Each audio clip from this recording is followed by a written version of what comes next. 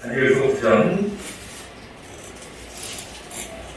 23절로 27절까지 말씀을 한 절씩 들어보시겠습니다. 곧 내가 기도를 시작할 즈음에 명령이 내렸으므로 이제 내게 알리러 왔느니라. 너는 크게 은총을 입은 자라. 그런즉 너는 이 일을 생각하고 그 환상을 깨달을지니라. 내 백성과 내 거룩한 성을 위하여 이른 이래를 얘기하러 전하였으니 허물이 그치며 죄가 끝나며 죄악이 용서되며 영원한 의가 드러나며 환상과 예언이 일어나며 또 지극히 거룩한 이가 기름 부음을 받으리라. 그러므로 너는 깨달아 알지니라. 예루살렘을 중건하라는 영이 날 때부터 기름 부음을 받은 자 곧 왕이 일어나기까지 7이레와 62이레가 지날 것이요 그 곤란한 동안에 성이 중건되어 광장과 거리가 세워질 것이며 62이레에 기름 부음을 받은 자가 끊어져 없어질 것이며 장차 한 왕의 백성이 와서 그 성과 성소를 무너뜨리려니와 그의 마지막은 홍제의 슬픔을 받을 것이며 또 끝까지 전쟁이 있으니 황폐할 것이 작정되었느니라. 다같이 그가 장차 많은 사람들과 더불어 한 이레 동안의 언약을 굳게 맺고 그가 그 이레의 절반에 제사와 예물을 금지할 것이며 또 포악하여 가증한 것이 날개를 의지하여 설 것이며 또 이미 정한 종말까지 진노가 황폐하게 하는 자에게 쏟아지리라 하였느니라 하니라. 아멘. 예, 오늘 천국의 이정표 세 번째 시간입니다. 첫 시간에는 다니엘서 2장 중심으로 한 큰 신상, 느부갓네살 왕의 꿈에 나타난 신상을 공부했고요. 우리 지난주 수요일 날은 다니엘 7장을 중심으로 바다에서 나오는 네 큰 짐승, 다니엘서 2장과 7장이 어떻게 연결되는가 하는 걸 살펴봤죠. 오늘은 세 번째 시간으로 다니엘 9장 소위 71의 계시 말씀입니다. 이름만 들어도 참 어렵고 골치가 아플 수도 있겠는데, 하지만 여러분들 우리가 한 번은 71회가 무엇인가를 바로 이해하고 깨달을 수 있어야 되겠지요. 71회의 계시는 너무나 유명한, 특히 계시를 예언을 다룰 때 너무나도 유명한 말씀이라고 할 수가 있어요. 특히 이 다니엘서 전체가 그렇지만 71회의 계시도 요한계시록을 우리가 바로 이해할 수 있게 하는 중요한 단서가 되고 있다는 점입니다. 다니엘서를 바로 우리가 알지 못하면 요한계시록을 바로 풀 수가 없다고 할 수가 있습니다. 그만큼 다니엘서가 중요하지요. 하나님께서는 다니엘에게 이 큰 비전을, 이 큰 계시를 보여주셨는데요. 자, 그러면 우리 다니엘서 9장이 나타난 이 71회의 계시, 잠깐 우리 그 개요를 좀 알아야 되겠는데요. 오늘 본문을 살피기 전에 다니엘 9장 1절로부터 이 71회의 계시는 어떻게 주어지게 되었는가 하는 것을 우리가 살펴봐야 되겠죠. 이 다니엘서 9장 1절을 보시면은요, 이 때가 언제인가를 나타나고 있어요. 1절을 보시면 메대 족속 아수에로의 아들 다리오가 갈대아 나라 왕으로 세움을 받던 첫 해라고 했습니다. 그러니까 첫 해는, 일어난 때는 다리오 왕 제1년입니다. 바벨론 나라가 멸망하고 그 다음에 메대와 바사 연합군에 의해서 멸망을 당했죠. 그 이후에 이제 왕으로 세움을 입은 사람이 다리오 왕이었어요. 이때가 이제 연도로 따지면 주전 538년입니다. 538년. 여기 화면에 있는 것처럼, 그러면 이 다리오 1년에 하나님께서 다니엘에게 직접 이 계시를 보여주셨는데, 이 계시를 받게 된 응답의 비결이 무엇인가? 화면에 있는 것처럼 기도와 말씀입니다. 여러분들이 다니엘 9장은요, 다니엘 6장과 거의 같은 시기의 사건이에요. 이 다니엘 6장은 우리가 저지난 주일날 주일 예배 시간에 말씀을 참고했었죠. 거의 사자굴 사건. 다리오 왕, 그것도 거의 첫 해에 다리오 왕이 전국을 120도로 나누고 120 총리를 150 고관들을 세우고 그 위에 총리 셋을 두었다. 그리고 그 총리 셋 가운데도 가장 뛰어난 총리로 다니엘을 세웠다 하는 걸 우리가 살피지 않았습니까? 그때와 같은 시기예요. 다니엘이 왜 사자굴에 들어갔죠? 하루에 3번씩 예루살렘을 향한 창문을 열어놓고 하나님 앞에 기도하는 이 일로 말미암아서 사자굴에 들어갔죠. 여러분들, 다니엘은 하루에 3번씩 하나님을 향하여 기도하는 습관을 가지고 있었던 사람이었음을 우리가 발견하게 됩니다. 이렇게 다니엘은 늘 하나님 앞에 기도하는 삶을 살았다는 것입니다.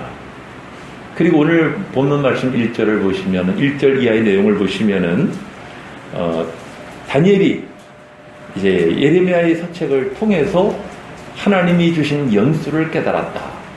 성경을 연구하는 삶을 살았다는 것입니다. 다니엘은요, 이 포로 생활을 하면서도 특히 그 정치를 하는 가운데서도 기도하는 일과 성경을 연구하는 일을 게을리하지 않았다는 것입니다. 사도행전 17장을 보면 베레아 사람은 데살로니가 있는 사람보다 더 너그러워서 간절한 마음으로 말씀을 받고 이것이 그러한가 하여 날마다 성경을 상고했다고 하지 않습니까? 그건 뭐 다니엘이나 특정한 사람만이 아니라 오늘 이 시대를 살아가는 우리도 그 성경을 깊이 연구하고자 하는 그런 자세가 너무나 필요하다는 것입니다. 왜요? 성경 속에 답이 있기 때문이죠.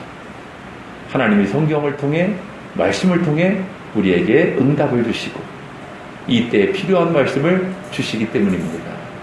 그래서 여기 있는 것처럼 다니엘이 이 큰 계시를 받을 수 있었던 비결은 바로 하나님께 늘 기도하는 삶, 특히 말씀을 연구하는 삶을 살았기 때문이었음을 발견하게 됩니다.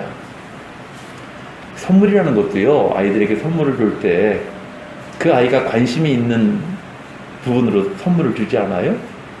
자동차를 좋아한다는데 인형을 주지는 않잖아요. 그렇죠? 하나님께서도 성경을 연구하고 예루살렘을 사랑하고 그런 다니엘에게 그렇게 그런 방향으로 응답 주시지 않겠어요? 그러면 다니엘은 어떤 통로를 통해서 응답을 받았다는 거예요? 예레미야의 서책을 통해서, 예레미야의 책을 통해서. 오늘 새벽 시간에 이 부분은 잠깐 살펴봤는데, 하나님께서는 다니엘에게 뭐 환상이나 꿈을 통해서 응답을 주로 주셨는데요. 이 다니엘 9장은 특이하게 예레미야의 서책을 통해서, 즉 말씀을 통해서 응답을 주셨다는 것입니다. 이것은 너무나 우리에게 이상적이고 건전한 방법이지요. 우리가 기도할 때 뭐 어떤 계시를 받았다, 어떤 남들이 듣지 못하는 환상을 봤다. 물론 그런 것을 보는 건 너무 귀한 일이지만은 참 그런 것으로 인해서 잘못되는 사람들도 참 많아요. 근데 그것이 성경과 맞지 않을 때, 야, 성경보다는 내가 본 환상이 최고야, 그런 사람들이 꼭 이단으로 사로잡히게 되고 그런 일들이 얼마나 많았어요. 그래서 우리가 항상 응답을 받을 때는 말씀을 통해서 기록된 성경을 벗어나면 안 되겠죠. 그렇죠? 예. 자, 그러면 예레미야의 서책을 통해서 받은 응답의 구체적인 말씀이 어떤 말씀인가?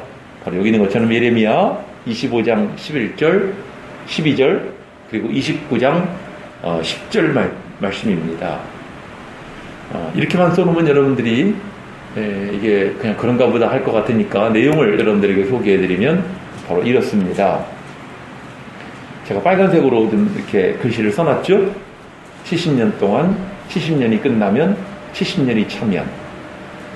하나님께서는 예레미야, 다니엘보다 한 세대 앞에 살았던, 즉 유다 말기에 하나님의 사역을 감당했던 그런 예레미야를 통해서 장차 일어날 일을 말씀하시면서 유다 나라가 바빌론에게 멸망할 것이고 포로로 끌려갈 것뿐만 아니라 거기에서 70년이 차면 그들은 다시 이 땅으로 돌아오게 될 것이다. 하나님이 이것을 밝히신 거예요. 근데 아마도 예레미야 서책이 그동안 발견되지 못했던 것 같습니다. 그러다가 이 다니엘이 이 늙은 나이에, 지금 다니엘의 나이가 80이 넘었잖아요. 그 나이에 성경을 연구하는 가운데 예레미야 서책을 발견하게 되었고, 예레미야 책을 읽다 보니까 이 말씀들을 통해서 예루살렘이 회복되려면 70년이 차야 되는구나. 여러분들 지금 이때가요, 지금 이 다리오 왕 1년이요, 유다 나라가 주전 605년 바벨론의 1차 공격을 받은 때로부터 약 67년이 흐른 때예요. 그러니까 유다 백성들이나 다니엘은 너무나 이상하지 않겠어요? 아니, 우리를 멸망시킨 바빌론이 멸망당했잖아요. 원수 같은 나라가 망했잖아요. 그러면 이제 우리 해방될 거야. 우리 다시 가나안 땅으로 돌아갈 거야. 얼마나 기대에 부풀었겠어요. 그런데 새로운 나라가 들어섰고 메대의 왕 다리오가 왕으로 세움을 입었음에도 불구하고 유다 민족은 그대로 포로인 거예요. 얼마나 절망이 되고 낙심이 됐겠어요. 이때 이 다니엘이 이 문제를 놓고 하나님 앞에 기도하지 않았겠습니까? 그때 하나님께서는 예레미야 책을 발견하게 하시고 예레미야 책을 통해서 70년이 차야만 너희는 돌아올 수 있다라고 하는 것을 일찌감치 예레미야를 통해 예언하셨다는 것을 깨닫게 하신 것입니다. 그래서 뭐 이것을 여러분들이 보시면은 벌써 3군데나 예레미야서에서 예언하신 말씀을 볼 수가 있습니다.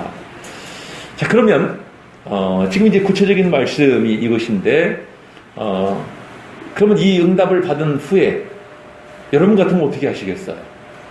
야, 70년이 차야 되는데, 그러면서 그렇구나. 거기서 그냥 내 볼일 보러 다니고, 혹은 그렇구나. 기뻐하고 춤추고, 우리가 70년 차면은 우리 해방된대. 아마도 유다 나라의 해방만을 간절히 기다리는 사람 같으면은요, 야, 내가 하나님께 지금 이 말씀을 통해서 응답을 받았는데 70년이 차야 되는데 그러면서 이제 기뻐하면서 이 소식을 빨리 알려야지 하고 유다 사람들에게 알려주고 그랬을지도 모르겠어요. 그럼 다니엘은 어떻게 했을까요?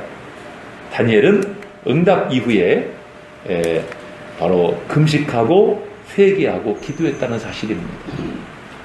이 다니엘 9장 3절 이후를 보면은 내가 금식하며 베옷을 입고 죄를 무릎 덮어쓰고 주 하나님께 간구하기를 결심하고, 가장 비천한 모습으로 하나님 앞에 기도하기로 결심합니다.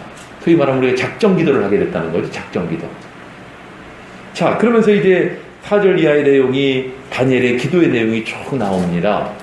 다니엘의 기도는 19절까지 계속되는데요. 자, 그럼 다니엘의 기도의 내용은 무엇에 관한 기도였을까요? 우리 20절 같이 한번 읽어보실까요? 다니엘 9장 20절입니다. 예, 같이 읽어봅시다. 시작. 내 죄와 내 백성 이스라엘의 죄를 자복하고 내 하나님의 거룩한 산을 위하여 내 하나님 여호와 앞에 간구할 때 세 가지가 나오고 있죠. 내가 이같이 말하여 기도하며 첫째, 무엇을 위해? 내 죄를 위해. 내 죄를 위해 회개했다는 거예요. 두 번째는 내 백성 이스라엘의 죄를 자복했다. 자신의 죄와 자기 민족 이스라엘의 죄를 위하여 하나님께 자복했다는 것이죠. 세 번째는 뭐예요? 내 하나님의 거룩한 산을 위하여, 예루살렘을 위하여 하나님 앞에 간구했다는 것입니다. 왜 그럼 다니엘은 이렇게 회개하고 기도하게 되었을까요? 늘 예레미야서를 읽어보면은요, 하나님의 큰 아픈 마음이 느껴져요. 우리가 흔히 예레미야를 눈물의 선지자라고 그러잖아요. 그렇죠? 왜 이렇게 눈물을 흘렸을까요? 하나님이 내 백성아 돌아오라, 돌아오라 끊임없이 말씀하시는데, 왕이나 뭐 정치인들이나 백성들이 아주 마음이 강팍해가지고 뭐 예레미야가 전하는 말씀을 아주 죄송한 표현인데 개똥으로 하는 거예요. 그래서 예레미야를 뭐 감옥에 가두기도 하고 구덩이에 쳐넣기도 하고 죽을 뻔한 위기를 여러 번 넘겼어요. 그런 모습을 보면서 예레미야가 너무나 아픈 마음으로 하도 눈물을 많이 흘려가지고 눈물의 선지자로 알려져 있어요. 근데 그 눈물은 예레미야의 눈물만이 아니라 누구의 눈물이에요? 하나님의 눈물. 깨닫지 못하는 이들. 이 예레미야 책을 읽으면서 지금 바벨론 땅에서 67년 동안 포로로 살다 보니까 그때 왜 우리 조상들은 이렇게 완악했을까? 이게 다시 보이기 시작하는 겁니다. 그러니까 회개하지 않을 수가 없는 거예요. 우리가 이렇게 하나님 마음을 아프게 했구나. 우리가 이렇게 하나님을 고통스럽게 해드렸구나. 회개 안 할 수 있겠어요? 그래서 온 민족을 대표해서 다니엘이 금식하고 베옷을 입고 죄를 덮어쓰고 그런 모습을 하나님 앞에 간구한 것입니다. 어떻게 보면 제사장적 기도인 거죠. 모든 백성을 대표해서 하나님 앞에 간절히 부르짖는 다니엘. 참 하나님이요 이런 다니엘을 너무 사랑하셨을 것 같아요. 누가 시켰나요? 그렇게 하라고? 시킨 것도 아니잖아요. 근데 그렇게 마음이 감동이 돼서 자 그런 다니엘에게 하나님께서 2차 응답을 주십니다. 그 2차 응답이 바로 70일의 계시입니다. 70일의 계시는요, 다니엘아, 너의 나라가 70년 만에 다시 해방된다고, 다시 이제 복구된다고, 너 그러느냐? 아니다. 유다나라가 70년 만에 해방이 된다 하더라도 진정한 하나님의 나라는 이루어지지 않는다는 거예요. 이 70일의 계시는 그런 의미를 갖고 있어요. 여러분 우리나라도 그랬어요. 우리나라도 해방만 되면 아주 지상낙원이 이루어질 줄 알았어 사람들이. 여러분들 아십니까? 우리가 얼마나 일제 압박에서 지금까지도 우리가 일본만 보면 아주 그냥 이를 갈잖아요. 이 민족적인 정서죠. 우리는 36년 동안 고통을 겪었는데 유다 백성은 우리보다 배나 고통을 받았어요. 70년간이나. 여러분들 해방되고 나서 우리가 뭐 지상낙원이 됐어요? 여러분들 한국 역사를 보면은요, 해방되고 나가지고 이 나라가 완전히 엉망진창이었어요. 서로 뭐 빨갱이, 뭐 남노당, 북노당 해가지고 서로 그냥 정권 잡겠다고 빨갱이 계열하고 뭐 그냥 서로 자기랑 누구 쏴주겠다 그러고 그때 많은 사람들이 총으로 쏴 죽임을 당하고 정치인들이 이 나라가 완전히 혼란의 아수라장이었습니다. 교계도 마찬가지였고요. 교계도요, 뭐 소위 경남노예 사건이라고 하는데요. 뭐 똥바가지를 갖다가 노예장에다 터붙이를 했나? 참 있을 수도 없는 일이 뭐 경찰에 신고해서 경찰이 와서 대치하는 그런 가운데 노예가 벌어지는 그런 일들이 있었어요. 그러다가 우리나라 뭐 재헌국회라고 그래서 1948년인가요? 7월에 재헌국회가 이루어지게 됐지만 이 나라가 아수라장 겪다가 결국 1950년에 6.25 전쟁이 벌어진 거 아니에요? 이번 주일이 지금 8.15 기념주일인데 그렇지 않습니까? 여러분들 해방되면 다 끝난다고 생각을 하는데 아니라는 거예요. 이스라엘도 마찬가지, 유다나라도 마찬가지. 그래서 하나님께서 진정한 메시아의 나라, 하나님의 나라가 이루어지기까지는 70일회가 지나질 것이다 하고 말씀하신 겁니다. 자, 그러면 70일회를 살펴봅니다. 먼저 일회라는 말의 뜻은 일곱들이라는 의미를 갖고 있어요. 이 일회는 우리 한국말로 번역을 한 건데요. 히브리 원어로는 샤부아라고 합니다. 샤부아. 일회가 우리 한국 표현이에요. 여러분들 하루, 이틀, 사흘, 나흘, 닷새, 엿새 일회. 그 일회를 말해요. 일회, 여드레, 아흘에 이렇게 하잖아요. 그 일회를 말합니다. 그러니까 일회가 이 원어를 보면은 일곱이 아니고 일곱들입니다. 일곱들. 그럼 70일에는 뭐예요? 또 있잖아요, 여기. 그죠? 70의 일곱들. 70의 일곱들이 얼마예요? 써 있잖아요, 여기. 그죠? 490입니다. 77, 49, 490이에요. 490년을 말합니다. 자, 지금 여기 우리가 읽은 9장 23절로 끝절까지 내용에 나오는 용어를 먼저 살펴보겠습니다. 한 일에는 7년입니다. 한 일에는 7년. 일에는 7이라고 그랬죠? 한 일에는 7년. 7일에는 몇 년이에요? 49년. 62일에는 434년입니다. 7일에와 62일을 합하면 몇 일이에요? 69일에 483년입니다. 용어 정리를 좀 하느라고. 자, 그렇습니다. 그럼 지금부터 이제 그 내용을 설명을 드립니다. 먼저 여러분들 24절을 다시 한번 읽어주실까요? 시작. 네, 다시 한번 24절 시작. 내 백성과 내 거룩한 성을 위하여 이른 이래를 기한으로 정하였으니 허물이 그치며 죄가 끝나며 죄악이 용서되며 영원한 죄가 드러나며 환상과 예언이 일어나며 또 지극히 거룩한 이가 그런 부분을 받으리라. 이게 순서가요. 사실은 24절이 맨 마지막으로 가야 돼요. 25, 26, 27절 다음에 24절이 나와야 됩니다. 순서는 그래요. 이 그림을 잠깐 보시면은요. 자, 예루살렘을 중건하라는 영이 날 때부터 기름 부음을 받은 자, 즉 영원한 그리스도의 나라가 이루어지기까지는 70일에 이른 이래가 지나야 한다는 겁니다. 근데 예루살렘 중건하라는 영은 주전 457년에 났다고 볼 수가 있어요. 여러 가지 견해가 있지만 주전 457년이 가장 합당하다고 볼 수가 있습니다. 이게 지금 24절이에요. 이게 24절이 맨 마지막이죠. 이게 24절입니다. 그 다음에 25절 같이 읽어주실까요? 시작.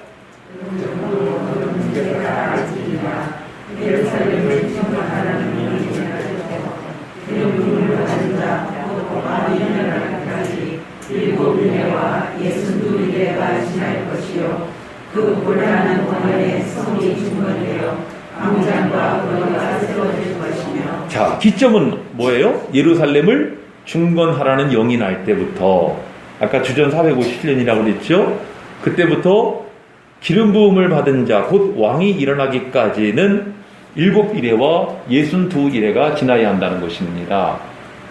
지금 여기 그림에 있는 것처럼 7이래와 62이래가 합해서 69이래죠. 그러니까 지나야 기름 부음 받은 자 왕이 일어난다.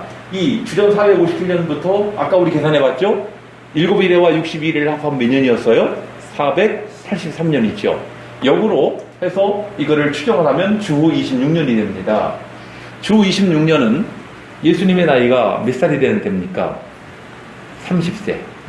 예수님이 주전 4년에 출생한 것으로 알고 있죠? 30세가 됐을 때 어떤 일이 일어나게 되죠? 세례 요한에게 세례를 받으십니다. 그때 하늘이 열리고 성령의 기름 부음을 받으시게 되잖아요. 이 사건을 가리키는 것이라고 볼 수 있어요. 그러니까 성령으로 기름 부음을 받았다는 것은 왕으로 세상에 오셨다는 것입니다.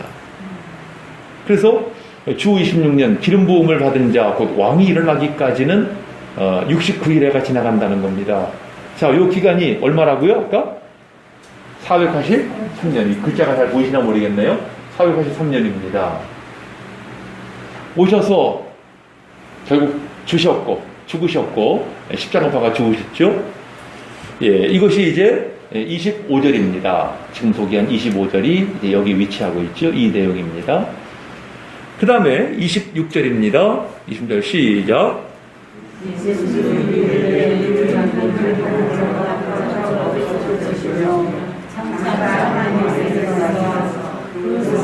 성소를 무너뜨리려니와 그의 마지막에 홍수의 수리가 날 것이며 또 끝까지 전쟁이 있으니 함께할 것이 작정되었느니라. 그러면 62일이면 몇 일회가 지나간 거예요? 예? 앞에 25절하고 이어서 생각해보면 69일회가 지나간 거죠. 왜냐하면 앞에 7일회와 62일회가 지날 것이요 그랬잖아요. 그럼 62일회가 지나갔다는 얘기는 몇 일회가 지나간 거예요? 69일회가 지나갔다는 얘기입니다. 그럼 기름 부음도 아니라 왕이 나타난다고 그랬다가 지금 26절을 보면 기름 부음을 받은 자가 끊어져 없어질 것이다. 즉 예수님의 죽으심을 가리키죠. 예수님이 죽은 후에는, 그 후에는 이스라엘에는 기름 부음을 받은 자가 일어난 적이 없어요. 여러분들 예수님 이후에 선지자가 나타난 적이 있었습니까? 왕이 있었나요? 제사장이 나타났나요? 없어요. 여러분들 아셔야 됩니다. 그때는 이 유다 나라가 이스라엘이 그 로마의 속국이었죠. 그러다가 어떻게 된다는 거예요? 장차 한 왕의 백성이 와서 그 성읍과 성소를 무너뜨리려니와 바로 예루살렘 멸망을 가리킵니다. 이 주 70년에 일어나게 되죠. 성전은 파괴되었고 예루살렘은 멸망하게 되고 이때 죽은 유태인의 숫자가 100만 명이 넘는다고 그러죠. 요세푸스의 유대 전쟁사에 보면 이게 지금 26절입니다. 기름 부음을 받은 자가 끊어져 없어질 것이다. 그리고 이제 장차 한 왕의 백성, 그게 바로 이제 로마의 티터스 장군입니다.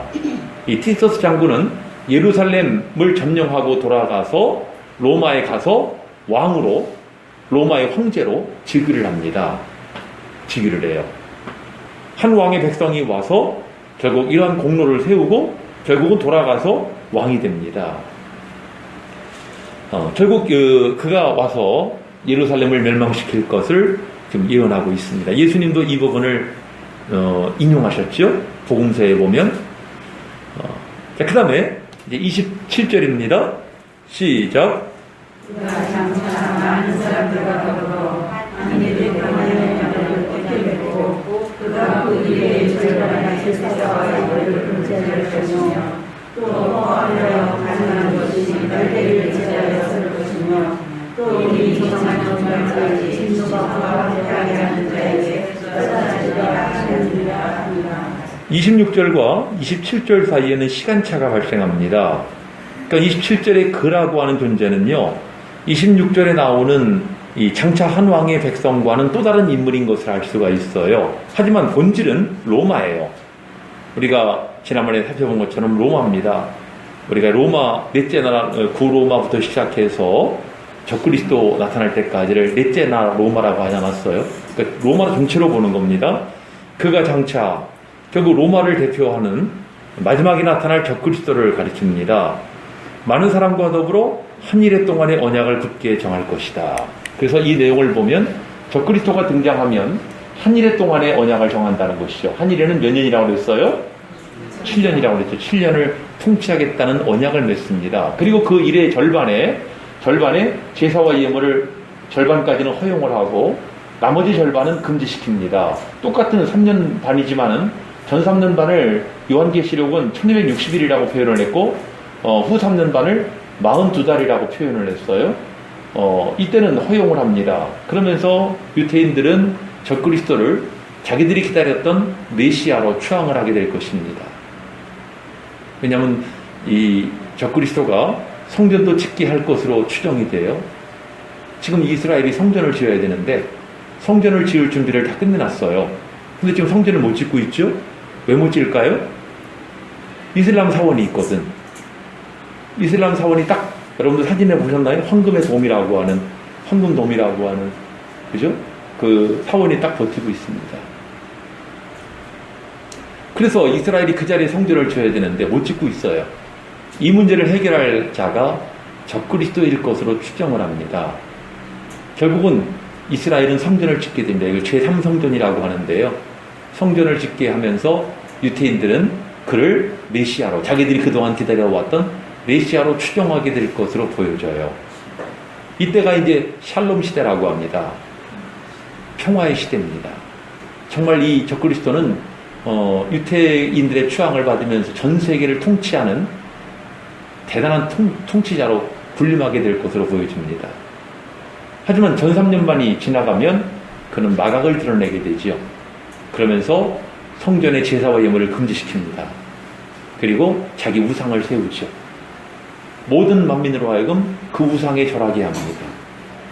절하지 않으면 죽이거나 그리고 감옥에 가두거나, 특히 거기에 나오는 것이 요한계시록 13장에는 666이라고 하는 표가 등장을 합니다. 결국 이것으로 사람들의 매매 활동을 통제하는 것이죠. 자기에게 복종하지 않는 자에게는 안 주는 겁니다. 그럼 굶어 죽는 거죠. 이런 대대적인 혼란이 벌어지게 될 것을 지금 다니엘서가 예언하고 있습니다. 여기 나와 있죠. 한 일해 동안의 언약을 굳게 맺고 그가 그 일의 절반에 제사와 예물을 금지할 것이며 또 포악하여 가증한 것이 날개를 의지하여 설 것이며 또 이미 정한 종말까지 진노가 황폐케 하는 자에게 쏟아지리라. 이것이 바로 이제 27절이죠. 그래서 아까 소개한 것처럼 24절이 거의 시간적으로는 끝입니다. 이 모든 과정이 이루어진 후에 24절, 내 백성과 내 거룩한 성을 위하여 이른 이래를 기한으로 정하였나니 허물이 그치고 죄가 끝나며 죄악이 용서되며 영원한 의가 드러나며 환상과 예언이 응하며 또 지극히 거룩한 이가 기름 부음을 받으리라. 적그리스도의 때가 지나가면 주님이 오셔서 세상 나라를 다스리시는 진정한 만왕의 왕으로서 통치하게 될 것을 말씀하신 것이죠. 이해가 좀 되십니까? 그림은 좀 복잡하지만 여러분들 아마 머리가 좋으셔서 잘 이해하실 거라고 생각을 하고요. 다만 우리가 알 것은요, 우리는 지금 말세 복음 시대를 살고 있어요. 에베소서 3장 6절에 보시면은 이제 우리 복음 시대를 살고 있는데, 우리가 아까 소개한 것처럼 예수님이 오신 이후에 성령이 강림하셨죠. 교회가 탄생했죠. 이때로부터 예수님이 오셨고 결국 예루살렘이 멸망한 이후의 시대로부터 주님 다시 오시는 때까지를 이방인의 때라고 이야기할 수가 있어요. 이방인의 때는요, 두 가지 의미를 가집니다. 하나는 예루살렘이 이방인들에게 짓밟히는 때예요. 지금 이슬람 사원이 거기 있다고 그러지 않았어요? 그러니까 이방인의 때는 예루살렘이 이방인들에게 짓밟히는 때. 근데 동시에 이방인의 때라고 하는 것은 이 복음이 이방인들에게 전파되는 때이기도 해요. 상반된 내용인데 한 가지 용어로 통일이 가능합니다. 예루살렘은 이방인들에게 짓밟히지만 하나님의 복음은 유대인들을 넘어서서 모든 이방인들에게 전파되는, 예수님 말씀하신 것처럼 예루살렘과 온 유대와 사마리아와 땅끝까지 복음이 전파되는 시기인 것입니다. 누가복음 21장 24절. 그 다음에 이 시대를 은혜 시대라, 교회 시대라고 합니다. 그죠? 교회가 탄생을 했고 결국 교회를 통해서 하나님이 역사하시는, 하나님의 복음을 통해 우리 지금 교회 시대를 살고 있는 거예요. 그러면서 동시에 이 시대는 무슨 시대예요? 은혜 시대. 고린도후서 6장을 보시면은 우리가 하나님과 함께 일하는 자로서 너희를 권하노니 하나님의 은혜를 헛되이 받지 말라. 그러면서 내가 은혜 베풀 때 너를 듣고 구원의 날에 너를 도왔으니 보라 지금은 은혜 받을 만한 때요, 보라 지금은 구원의 날이로다. 지금은 은혜의 때인 줄로 믿습니다. 자, 그러면 오늘의 시대를 사는 우리는 어떤 자세로 살아야 될까요? 우리가 지금 이 시대를 살고 있잖아요, 그죠? 이 시대를 살아가고 있는데 우리는 이제 적그리스도의 등장을 앞에 두고 있는 시점을 살고 있는 사람들입니다. 깨야 되겠죠. 정신을 차려야 되겠죠. 자기 믿음을 바로 지켜야 되고, 하나님이 기뻐하시는 뜻이 뭐예요? 아까 얘기했죠? 복음을 이방인들에게 전파하는 일이라고 그러지 않았어요?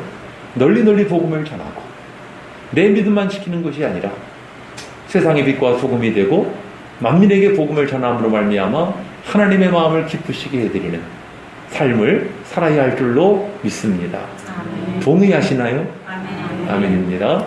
야, 그러면 이제 여기 또 가야죠.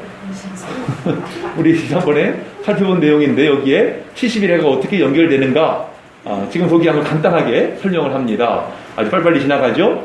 7일회와 62일회, 69일회가 지나가고 기름 부음을 끊어져 없어지고 이방인의 때라고 그랬고, 마지막 한일에 적그리스도가 나타나면 한일의 절반에 금지한다. 그래서 결국 70일입니다. 69 더하기 1. 그래서 마침내 그리스도의 나라가 이루어지게 될 것을 말씀하고 있습니다. 밑에가 비어 있죠? 왜 비어 있을까요? 앞으로 더 나타난다는 얘기입니다. 예, 오늘 여기까지 우리가 살펴봤는데요. 자, 우리 정리를 좀 해야 되겠죠. 여러분들, 지금 우리가 살펴본 것처럼 오늘 우리가 이 70일회를 공부하면서 다니엘은 우리와 다른 인물로 보지 말고 하나님께서는 오늘 이 시대에도 우리가, 여러분 한 사람 한 사람이 다니엘 같기를 원하세요. 다니엘은 오늘 본문 이 9장을 보면은 세 가지로 인해서 큰 은혜를 받았다고 볼 수가 있어요. 첫째는 무슨 생활? 기도 생활. 하루에 몇 번씩? 세 번씩.